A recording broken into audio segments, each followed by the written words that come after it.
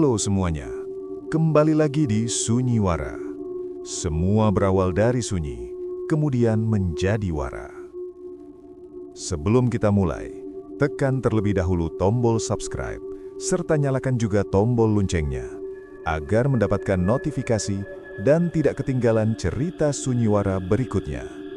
Dan juga, tekan tombol like, share video ini ke teman-teman kalian. Buat kalian yang punya pengalaman atau cerita horor pribadi, baik itu kejadian nyata, pengalaman keluarga, atau cerita yang sampai sekarang masih kepikiran, kalian bisa langsung kirim ceritanya ke email sunyiwara.official@gmail.com. Dan seperti apa cerita kali ini? Mari kita mulai.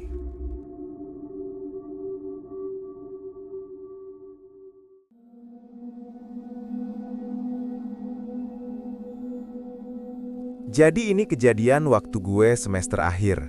Kami bersembilan dapat lokasi KKN di sebuah desa adat yang bahkan namanya nggak muncul di Google Maps.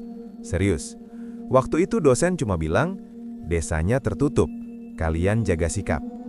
Perjalanan ke sana butuh hampir 7 jam dari kota. 2 jam terakhir jalannya kecil, cuma cukup 1 mobil. Kiri kanan hutan, sinyal hilang total. Begitu sampai, gue langsung ngerasa ada yang beda.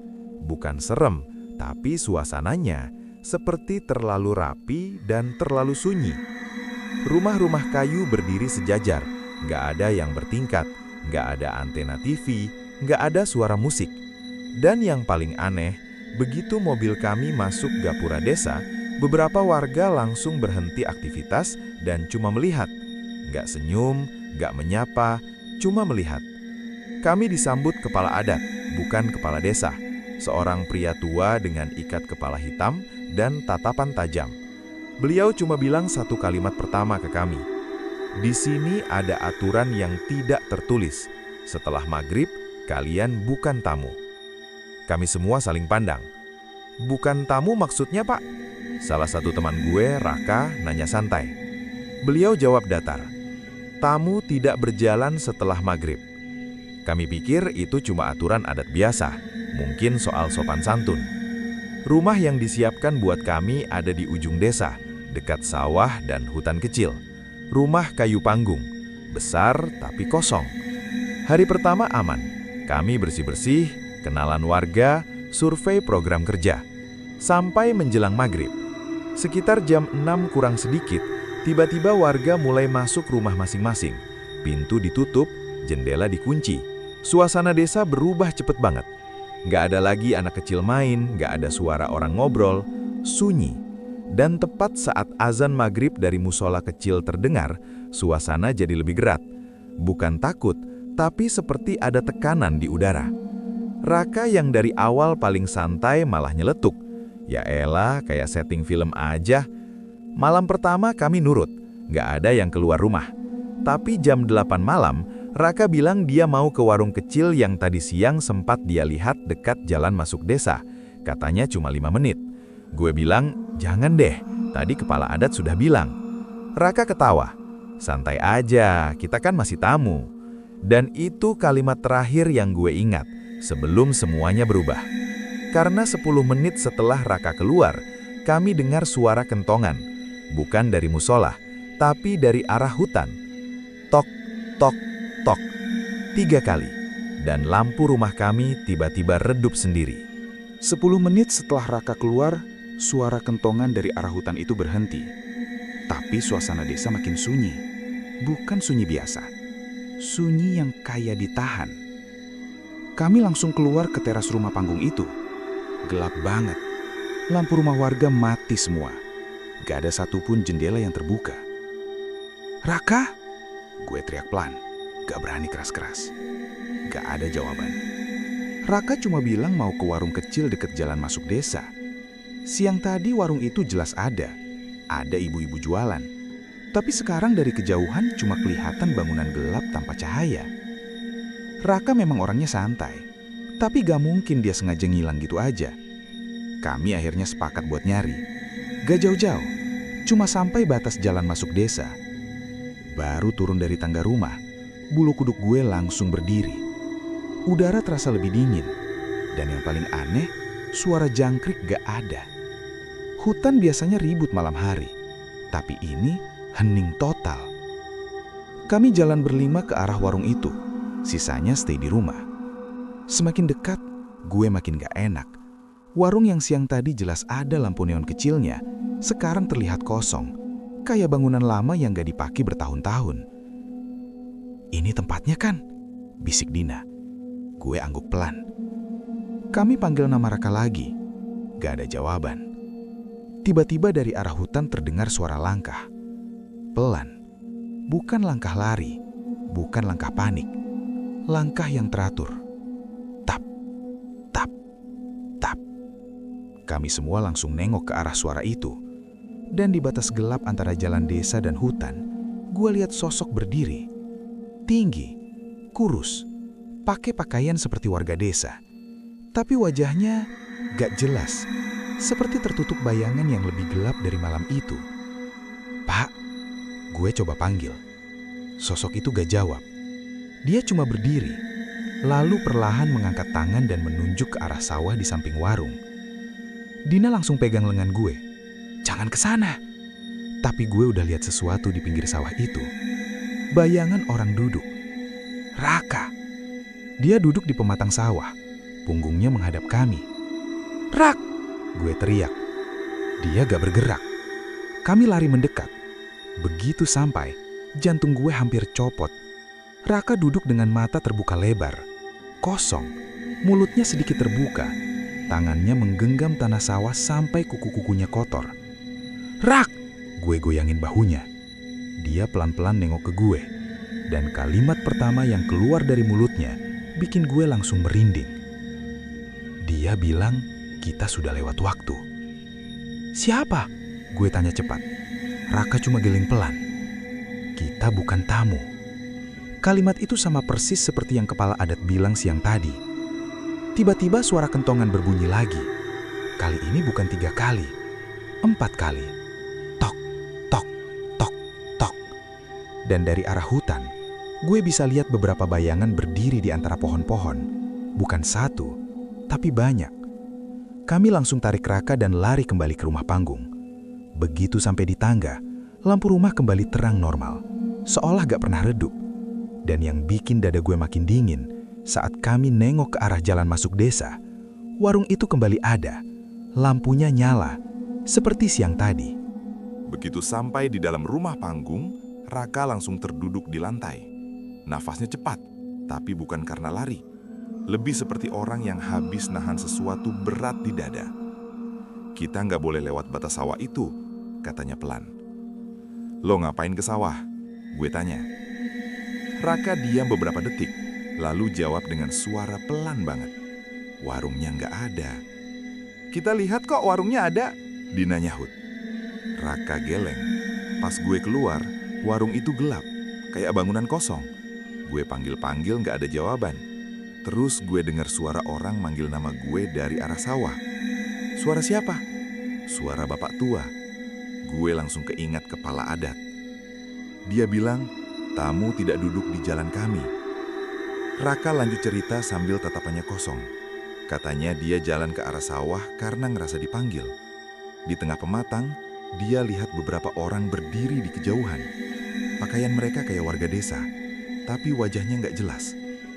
Terus, gue tanya pelan. Mereka cuma berdiri, lihat gue. Lama. Terus salah satu dari mereka bilang, "Sudah lewat." Gue langsung merinding. "Lewat apa?" Raka cuma bisik, "Lewat waktu." Tiba-tiba, Raka pegang pergelangan tangannya sendiri. Di kulitnya ada bekas merah melingkar, seperti bekas tali kecil. "Kapan itu muncul?" Dina panik. Raka geleng. Gue nggak tahu. Suasana rumah jadi berat banget. Kami sepakat malam itu nggak ada yang keluar lagi. Pintu dikunci, lampu dimatiin setengah. Sekitar jam 10 malam, kentongan terdengar lagi. 5 kali. Tok, tok, tok, tok, tok. Kami semua langsung diam. Dan untuk pertama kalinya, Suara kentongan itu terdengar bukan cuma dari arah hutan, tapi seperti mengelilingi desa. Dari kiri, dari kanan, dari belakang rumah. Raka langsung berdiri tanpa sadar. Matanya kosong lagi. Dia manggil, katanya pelan. "Siapa lagi?" Gue hampir bentak. "Yang punya waktu." Gue langsung tarik dia duduk lagi. Dan tepat saat itu, terdengar suara langkah di bawah rumah panggung kami. Bukan satu orang, banyak. Langkah kaki tanpa alas. Tap, tap, tap. Pelan, serempak. Mengitari rumah. Lantai kayu tempat kami duduk bergetar sedikit setiap kali langkah itu lewat tepat di bawah. Dina hampir nangis. Kenapa warga nggak ada yang bantu? Gue juga kepikiran hal yang sama. Tapi dari awal warga sudah masuk rumah sebelum maghrib. Seolah mereka memang tahu ini akan terjadi. Tiba-tiba, dari bawah rumah terdengar suara laki-laki tua. "Sudah lewat." Raka langsung berdiri lagi. "Gue harus turun." "Lo gila." Gue tahan bahunya. Raka nengok ke gue dengan ekspresi yang bukan dia. Gue sudah duduk di jalan mereka. Kalimat itu bikin gue sadar satu hal. Mungkin setelah maghrib, desa itu bukan cuma berubah suasana. Mungkin batasnya bergeser. Dan sawah yang siang tadi cuma sawah biasa, malam hari jadi jalan untuk sesuatu yang lain. Suara langkah di bawah rumah panggung makin jelas. Bukan cuma satu arah. Mereka benar-benar mengitari rumah. Kayu lantai bergetar halus setiap kali langkah itu lewat tepat di bawah kami. Raka terus berusaha berdiri. "Gue harus turun. Mereka nunggu." "Kita nggak turun kemana-mana." Gue hampir teriak, tapi tetap jaga suara biar gak keras. Bekas merah melingkar di pergelangan tangannya makin jelas sekarang. Seperti bekas tali yang ditarik kencang. Suara laki-laki tua tadi terdengar lagi dari bawah rumah. Kali ini lebih dekat. "Tamu yang duduk di jalan harus berdiri di jalan." Kalimat itu berulang pelan seperti gema. Dina sudah nangis pelan. Dito yang dari tadi diam akhirnya buka suara. "Kita panggil kepala adat." Masalahnya, siapa yang berani keluar? Jam di HP gue nunjukin 22.13. Tapi anehnya, suasana di luar seperti sudah lewat tengah malam. Lebih pekat, lebih berat. Tiba-tiba kentongan berbunyi lagi. 6 kali. Tok, tok, tok, tok, tok, tok. Begitu ketukan ke-6 selesai, semua suara langkah di bawah rumah berhenti mendadak. Sunyi. Sunyi yang bikin telinga berdengung. Dan tepat di detik itu, terdengar suara ketukan pelan di tangga rumah panggung. Bukan dari bawah, dari atas. Tok, tok, tok. Kami semua nengok ke pintu. Gue pelan-pelan mendekat dan buka sedikit. Kepala adat berdiri di depan pintu. Sendirian. Wajahnya tenang, tapi tatapannya berat. "Boleh masuk, Pak," gue langsung bilang. Beliau masuk tanpa banyak bicara. Begitu lihat Raka, beliau langsung tahu. Dia duduk di batas. Gue angguk. Kepala adat mendekat ke Raka dan pegang pergelangan tangannya. Bekas merah itu dilihat lama. Sudah disentuh. "Disentuh siapa, Pak?" Dina tanya pelan. Beliau jawab datar. "Yang berjalan setelah maghrib." Kepala adat lalu duduk bersila di tengah rumah. Beliau ambil kain kecil dari saku bajunya dan ikatkan di pergelangan tangan Raka tepat di atas bekas merah itu. "Jangan biarkan dia turun malam ini," katanya tegas. "Kalau dia turun, dia bukan tamu lagi. Dia bagian jalan." Kalimat itu bikin dada gue dingin banget. Bagian jalan maksudnya apa, Pak? Beliau nengok ke arah sawah di luar jendela. Sawah itu siang milik petani, malam milik yang lain. Kami semua diam. Desa ini berdiri di atas jalur lama. Dulu sebelum ada rumah, sebelum ada sawah, tempat itu adalah jalan peralihan. "Peralihan apa?" gue tanya. Beliau gak jawab langsung, cuma bilang, "Tamu yang duduk di jalan mereka setelah maghrib dianggap menunggu giliran." "Giliran apa?" Belum sempat gue tanya lagi, Raka tiba-tiba kejang ringan. Matanya terpejam tapi bibirnya bergerak. Masih kurang satu. Suara itu bukan suara Raka. Kepala adat langsung berdiri, wajahnya berubah tegang. Berapa kalian datang? 9, gue jawab cepat. Beliau menghitung cepat dengan mata. 1 sudah duduk. Kalimat itu bikin perut gue mual. Kurang 1 untuk lengkap. Suara berat keluar lagi dari mulut Raka. Dan dari arah hutan, kentongan berbunyi sekali lagi. 7 kali. Setelah kentongan berbunyi 7 kali, kepala adat langsung berdiri tegak. Wajahnya nggak panik, tapi jelas serius. 9 kalian datang? Beliau ulang lagi. Iya pak, gue jawab cepat. Beliau menatap satu persatu wajah kami. Desa ini dijaga 9 penjuru. Kalimat itu bikin kami semua diam. 9, Dina berbisik. Kepala adat angguk pelan. 4 arah mata angin, 4 diantaranya. 1 di tengah. Sejak dulu, kalau ada tamu datang dalam jumlah 9 dan 1 duduk di jalan setelah maghrib, hitungan dianggap mulai. Hitungan? Gue langsung ingat kata-kata Raka waktu duduk di sawah. Sudah lewat waktu. Kurang 1 untuk lengkap. Suara berat itu keluar lagi dari mulut Raka. Bekas merah di tangannya seperti makin jelas walau sudah diikat kain kecil dari kepala adat. Pak, lengkap apanya? Gue tanya pelan. Beliau nengok ke arah sawah lagi. 9 untuk menutup lingkar. Lingkar lagi. Kenapa hampir setiap tempat yang kami datangi selalu ada lingkar dan hitungan? Kepala adat akhirnya jelasin. Dulu sebelum desa berdiri, sawah itu adalah jalur peralihan. Tempat yang dipercaya sebagai jalan bagi sesuatu yang lewat antara waktu siang dan malam. Untuk menjaga keseimbangan, desa dijaga 9 penjuru. Tamu tidak boleh masuk hitungan penjuru, katanya tegas. Tapi Raka sudah duduk di batas, gue bilang pelan. Beliau angguk. 1 sudah terhitung. Jantung gue langsung deg-degan. Kalau 9 lengkap? Beliau nggak jawab langsung. Tiba-tiba Raka berdiri lagi tanpa sadar. Kali ini lebih kuat dari sebelumnya. 2 orang hampir nggak sanggup nahan dia. Masih kurang 1. Suara berat itu keluar lagi. Kami semua saling pandang. 9 datang. 1 sudah duduk di jalan. Artinya masih butuh 1 lagi untuk lengkap. Pak, kalau ada 1 lagi yang lewat batas? Dina hampir nangis. Kepala adat jawab pelan. Lingkaran tertutup. Tertutup gimana? Yang duduk tidak kembali sebagai tamu. Kalimat itu bikin tenggorokan gue kering. Di luar rumah, suara langkah mulai terdengar lagi. Kali ini bukan cuma mengelilingi, tapi berhenti tepat di bawah tangga. Tap, diam. Tap, diam. Seperti menunggu seseorang turun. Kepala adat langsung berdiri dan berkata tegas. Malam ini tidak boleh ada satupun lagi yang keluar. Kalau ada yang dipanggil, Pak? Gue tanya cepat. Beliau menatap gue dalam. Yang dipanggil harus menolak. Masalahnya, tadi Raka bilang dia dipanggil dan dia nggak bisa nolak. Tiba-tiba dari arah pintu terdengar suara pelan.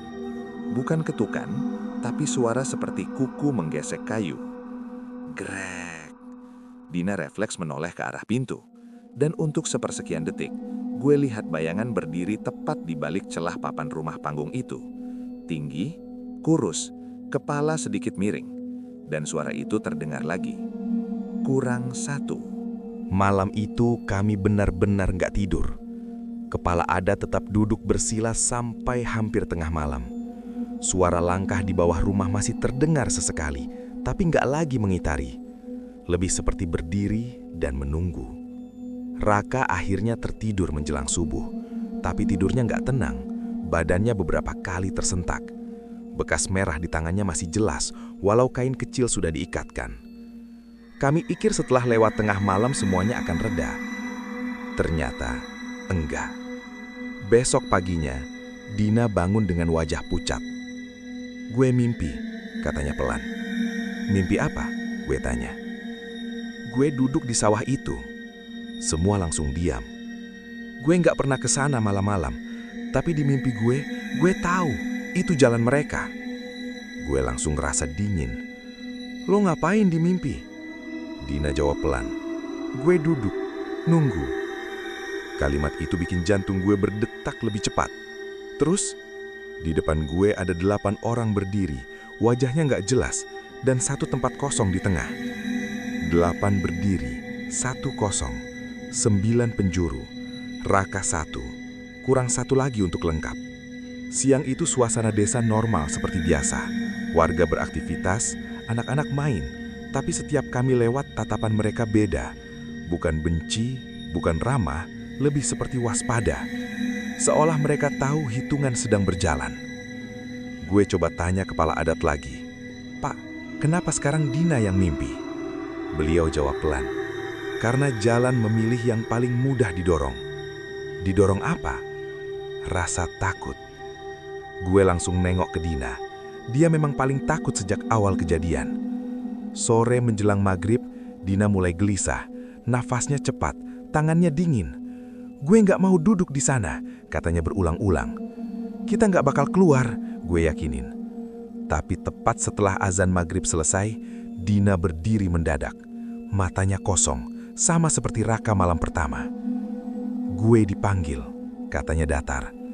"Kita tahan," gue teriak pelan ke yang lain. Dina berusaha jalan ke arah pintu. Badannya kuat banget untuk ukuran orang panik.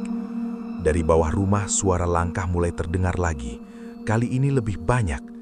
Tap, tap, tap. Dan kentongan berbunyi 8 kali. Tok, tok, tok, tok, tok, tok, tok, tok. Gue langsung hitung dalam kepala. Raka 1, Dina 2, masih kurang 1 lagi untuk 9. Kepala adat tiba-tiba masuk tanpa diketuk seperti sudah menunggu di luar. "Jangan biarkan dia turun," katanya tegas. Dina hampir berhasil buka pintu waktu Dito dan gue tarik dia ke belakang. Tiba-tiba suara berat terdengar dari luar. Sudah hampir lengkap. Bulu kuduk gue berdiri. Kalau Dina turun 1 langkah lagi, berarti 2 sudah duduk di jalan dan tinggal 1 lagi. Kepala adat langsung taburkan sesuatu ke arah pintu dan baca doa pelan. Dina langsung jatuh lemas. Kentongan berhenti mendadak. Tapi sebelum benar-benar sunyi, suara itu bilang 1 kalimat terakhir. "Besok."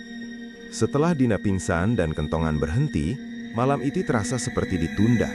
Bukan dibatalkan, ditunda. Kepala adat cuma bilang 1 kalimat sebelum pulang.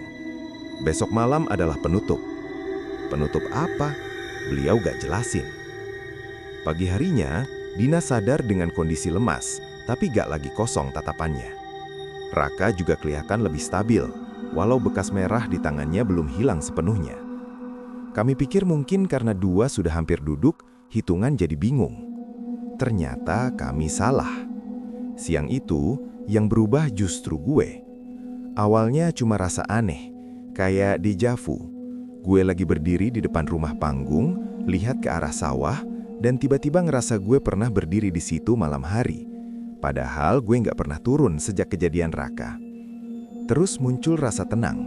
Aneh banget. Bukan takut, bukan gelisah. Justru tenang. Dan di kepala gue terdengar kalimat pelan. "Kau tidak takut." Gue langsung merinding. Malam sebelumnya, kepala adat bilang jalan memilih yang paling mudah didorong lewat rasa takut. Kalau gue nggak takut, berarti dorongannya lewat apa? Sore itu menjelang maghrib, gue mulai ngerasa pengen ke sawah itu. Bukan karena dipanggil keras kayak Dina atau Raka, tapi lebih seperti rasa penasaran yang terlalu kuat. Gue mau lihat batasnya. Gue bilang ke Dito, "Lo gila?" Gue ketawa kecil, tapi ketawa gue sendiri terdengar aneh di telinga. Saat azan maghrib berkumandang, suasana desa kembali sunyi, sama seperti malam pertama. Tapi kali ini nggak ada yang perlu narik gue. Gue sendiri yang berdiri dan jalan ke arah pintu. Lo ngapain?" Dito langsung tahan gue. Gue nengok ke dia dan untuk sepersekian detik, gue sadar tatapan gue beda, lebih datar. "Cuma lihat," gue jawab pelan. Di bawah rumah suara langkah sudah ada, tapi kali ini gak mengitari. Mereka berdiri tepat di bawah tangga, menunggu. Kentongan berbunyi lagi, 9 kali. Tok, tok, tok, tok, tok, tok, tok, tok, tok, tok, tok. Semua langsung diam. Raka dan Dina yang duduk di sudut ruangan langsung nengok ke gue. Kurang satu sudah datang. Suara berat itu terdengar dari luar. Dada gue langsung sesak. 9 penjuru. Raka hampir duduk, Dina hampir duduk, dan sekarang gue. Kepala adat muncul lagi, tapi kali ini wajahnya lebih tegang dari sebelumnya. Penjuru ke-9 memilih sendiri, katanya pelan. Penjuru ke-9 siapa, Pak?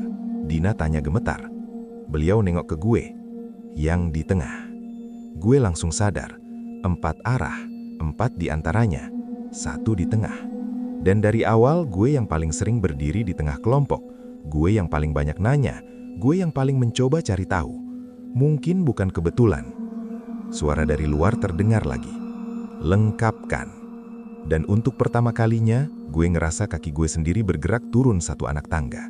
Begitu kaki gue turun 1 anak tangga, suara langkah di bawah rumah berhenti serempak.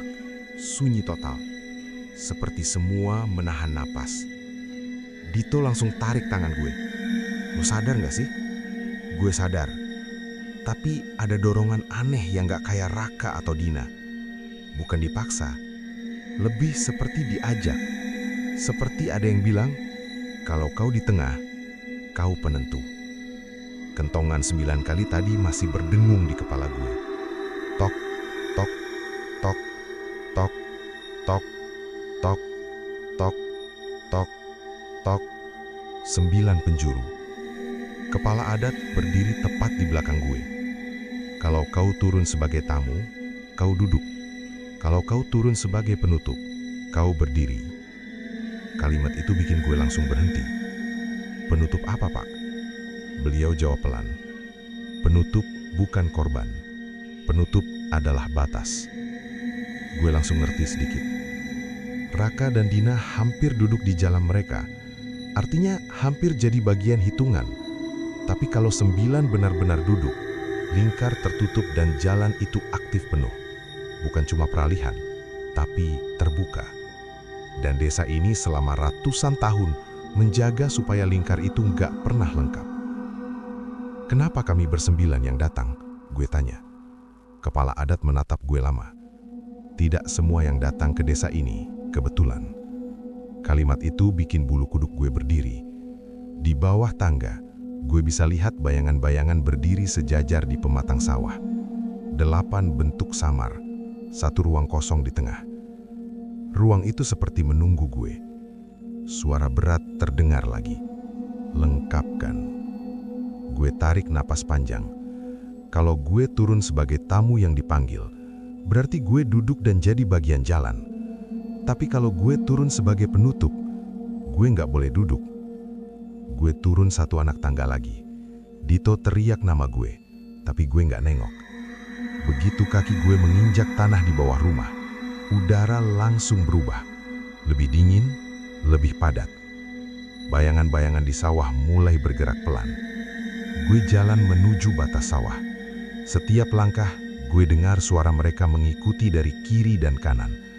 Dan saat gue sampai di pematang, gue lihat 8 bayangan berdiri menghadap gue. Tinggi, kurus, wajahnya samar seperti tertutup kabut hitam. Ruang kosong di tengah terbuka untuk gue. Duduk, suara itu memerintah. Gue hampir saja tekuk lutut. Tapi kepala adat teriak dari belakang. Berdiri. Kalimat itu seperti tamparan. Gue langsung sadar. Penutup bukan duduk. Penutup berdiri di batas. Gue berdiri tepat di garis pematang. 1 kaki di tanah desa, 1 kaki hampir menyentuh sawah. Lingkar tidak lengkap. Gue bilang sekuat yang gue bisa. Suasana langsung bergetar. Bayangan di depan gue bergerak serempak. Suara berat itu terdengar lagi, tapi kali ini lebih dalam. Sudah 9. Tidak, gue jawab, walau suara gue gemetar. Kami tamu, bukan penjuru. Angin tiba-tiba berhembus kencang dari arah hutan. Padi-padi di sawah bergerak seperti gelombang. Bayangan-bayangan itu mulai retak seperti asap yang pecah. Kentongan terdengar lagi, tapi bukan dari hutan, dari tengah sawah. 1 kali. Tok. Sunyi. Bayangan itu satu persatu memudar. Ruang kosong di tengah tertutup sendiri seperti gak pernah ada. Udara jadi ringan lagi. Gue berdiri sendirian di batas sawah.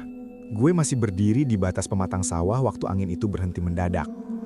Padi yang tadi bergerak seperti gelombang langsung kembali tegak, seolah nggak pernah tersentuh apapun. Suasana desa perlahan kembali normal.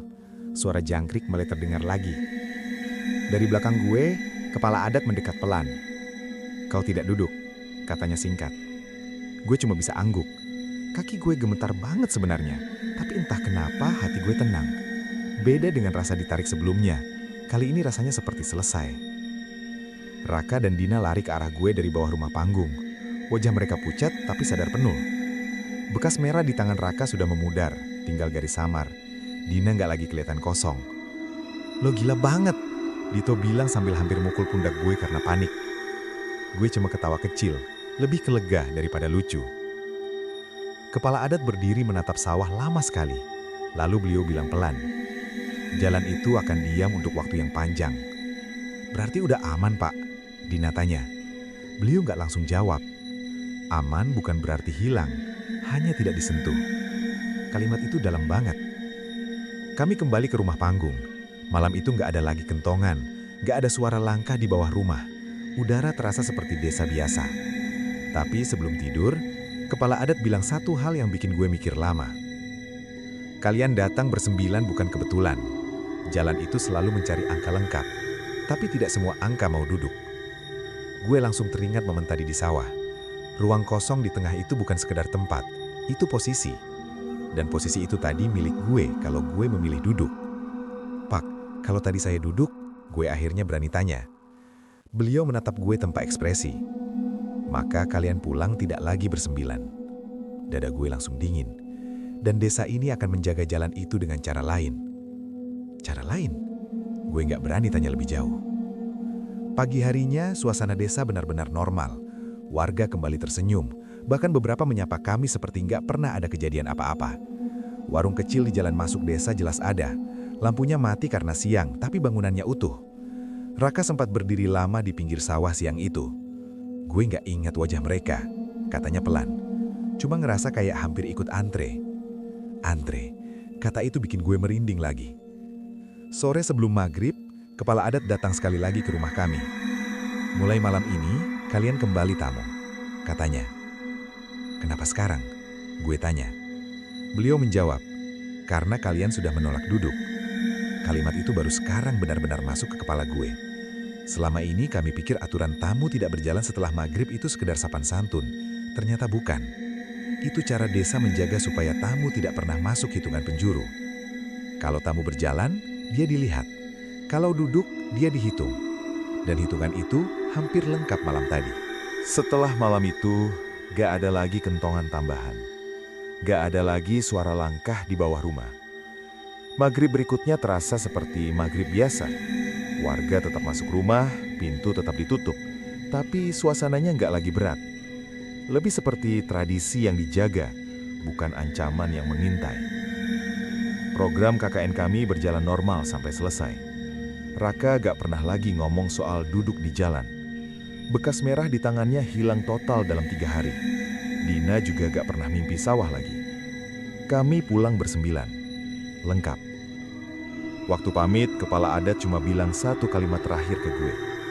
"Ingat, yang berdiri di batas, jangan penasaran untuk duduk." Kalimat itu gue anggap cuma nasihat biasa, sampai beberapa minggu setelah kami balik ke kota. Awalnya hidup normal lagi. Kampus, skripsi, nongkrong. Desa itu mulai terasa seperti cerita jauh yang cuma bisa bikin merinding kalau diingat malam-malam. Sampai suatu malam. Gue lagi lembur ngerjain revisi skripsi. Jam di laptop nunjukin 22.17. Di luar kosan hujan rintik-rintik. Tiba-tiba terdengar suara kentongan dari kejauhan. Tok. Cuma satu kali. Gue langsung berhenti ngetik. Di kota suara kentongan malam hari itu jarang banget. Dan kalaupun ada biasanya berulang karena ronda. Tapi ini cuma satu kali. Tok. Dan entah kenapa, dada gue langsung sesak sepersekian detik. Gue berdiri dan buka jendela. Jalanan kosong. Lampu jalan menyala biasa. Gak ada ronda. gak ada orang lewat. Gue bilang ke diri sendiri mungkin cuma suara kayu jatuh atau sesuatu. Tapi waktu gue mau nutup jendela, gue lihat sesuatu di seberang jalan. Bayangan berdiri di bawah lampu jalan. Tinggi, kurus, kepala sedikit miring. Wajahnya gak jelas. Persis seperti yang berdiri di pematang sawah malam itu. Jantung gue langsung berdegup keras. Tapi bedanya, kali ini gak ada 8 lainnya. Cuma 1. Dan dia gak manggil. Gak ada suara lengkapkan. Cuma berdiri. Seperti memastikan sesuatu. Gue ingat kalimat kepala adat. Jalan itu akan diam untuk waktu panjang. Diam bukan berarti hilang. Gue pelan-pelan mundur dari jendela. Waktu gue lihat lagi, bayangan itu udah gak ada. Besok paginya gue tanya ke ibu kos, semalam ada ronda atau enggak? Dia bilang gak ada. Sejak malam itu, setiap gue dengar suara kentongan, dimanapun, kapanpun, jantung gue selalu berhenti 1 detik.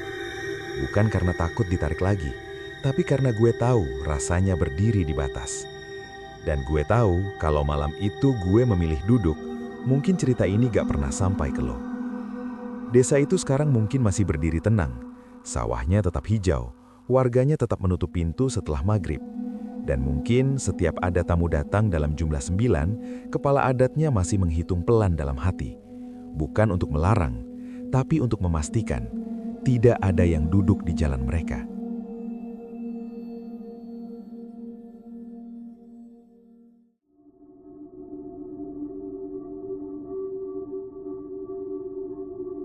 Dan itulah akhir dari cerita kali ini. Menurut kalian gimana? Kalau kalian ngerasa cerita ini nggak cuma sekedar serem, tapi juga ninggalin rasa aneh, rasa kayak ada yang berhatiin dari kejauhan, maka mungkin kalian bukan satu-satunya yang dengar cerita ini malam ini. Sekali lagi aku ingetin, kalau kalian punya pengalaman horor atau cerita yang sampai sekarang masih kalian simpan sendiri, kalian bisa kirimkan ke email sunyiwara.official@gmail.com. Karena di Sunyiwara, semua berawal dari sunyi, kemudian menjadi wara. Aku pamit. Sampai ketemu di cerita Sunyiwara berikutnya. Dan ingat, kalau malam makin sunyi, belum tentu kalian benar-benar sendiri.